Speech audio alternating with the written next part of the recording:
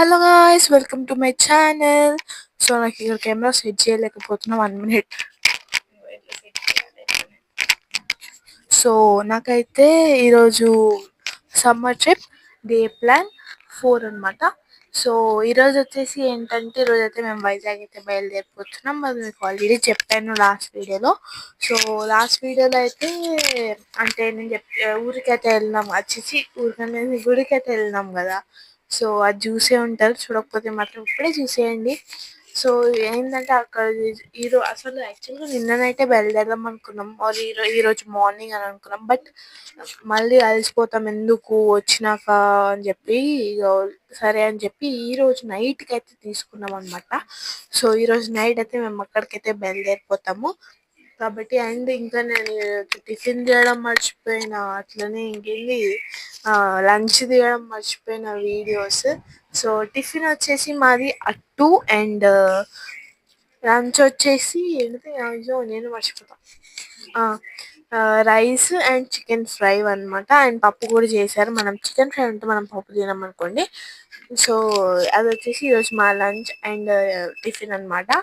So and ఇంకేంటిదంటే మా తమ్ముడిని చూస్తారా, వెళ్ళిపోయింది నేను, సర్లే చూస్తారా మేము వెళ్ళిపోయింది నేను, సర్లేదు. ఇక్కడ అసలు నాకు వీడియో తీయడానికి లేదనమాట. అంటే అందరు పడుకుంటున్నారు అనమాట, మధ్యాహ్నం కదా, మధ్యాహ్నం తీసిన నేను నీకు ఇది. సో తీయడానికే లేదు.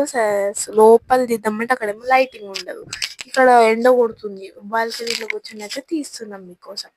సో ఇంకా ఏంది, మా ఇద్దరికి అసలు టైం పాస్ కాదనమాట మధ్యాహ్నం పూట. వాళ్ళేమో పండుకుంటారు, కానీ ఫోన్లు చూసుకుంటాను, ఇట్లా నేనైతే వీడియోలు తీసుకుంటా, అట్లా టైం పాస్ చేస్తుంటాను అనమాట.